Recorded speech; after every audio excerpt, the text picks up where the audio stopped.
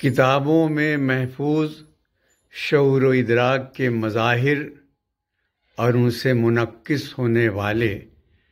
رنگ و نور اور ملنے والے کیف و سرور کو انسانی حواس تک پہنچانے کے لیے علی گڑھ مسلم یونیورسٹی کیمپس میں